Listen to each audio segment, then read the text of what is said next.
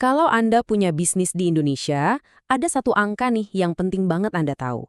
Angka ini bisa dibilang nentuin segalanya, mulai dari profit sampai strategi investasi. Angka itu adalah tarif umum pajak penghasilan badan. Yuk, kita bedah bareng-bareng.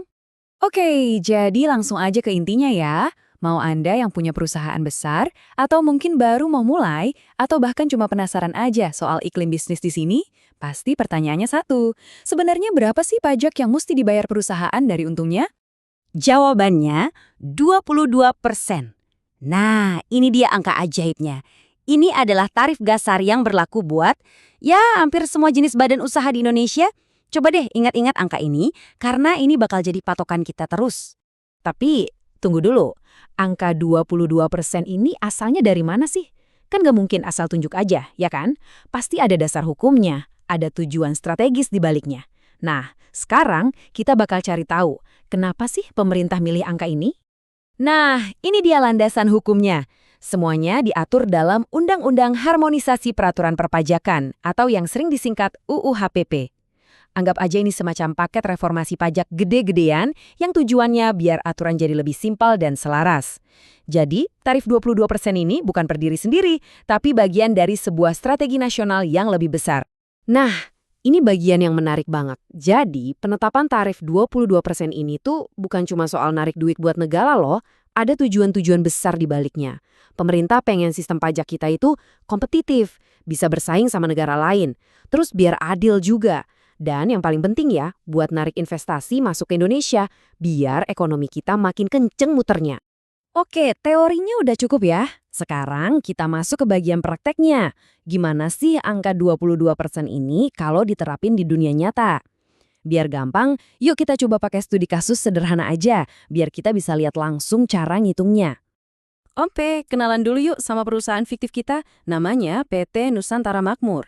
Ceritanya nih, buat tahun pajak 2024, setelah dihitung-hitung semua pendapatan dikurangi biaya-biaya, mereka dapat penghasilan kena pajak sebesar 800 juta rupiah. Nah catat ya, 800 juta ini angka kunci kita. Tapi sebelum kita ngitung-hitung, kita harus paham dulu nih istilah ini. Penghasilan kena pajak atau biasa disingkat PKP. Gampangnya gini, PKP itu laba bersih perusahaan sebelum kena pajak. Jadi, ini adalah angka dasar yang bakal kita pakai buat ngitung pajaknya. Bukan dari total pendapatan kotor ya, tapi dari laba bersihnya. Prosesnya tuh sebenarnya gampang banget. Kita pecah jadi 3 langkah simpel aja ya. Pertama, kita siapin dulu angka PKP-nya. Kedua, kita kalikan deh sama tarif sakti kita tadi, 22%. Dan ketiga, voila, kita langsung dapat jumlah pajak yang harus dibayar. Gampang kan? Oke, saatnya masukin angkanya ke rumus. 22% dikali penghasilan kena pajak PT Nusantara Makmur tadi, yaitu 800 juta rupiah. Kira-kira hasilnya berapa ya? Dan hasilnya adalah 176 juta rupiah.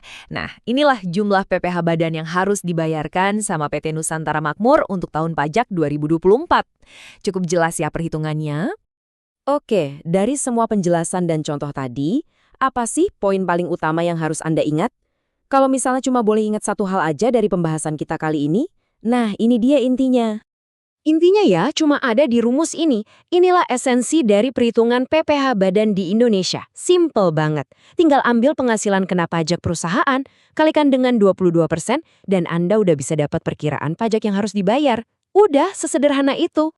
Dan sebagai penutup, saya mau ngajak Anda mikir satu hal. Sekarang, setelah Anda tahu tarifnya 22% dan cara kerjanya, kira-kira gimana pengetahuan ini bisa ngubah cara Anda merencanakan keuangan dan strategi bisnis ke depannya? Karena pada akhirnya kan, ngerti kewajiban pajak itu jadi langkah pertama buat bikin keuangan perusahaan Anda jadi lebih sehat dan optimal.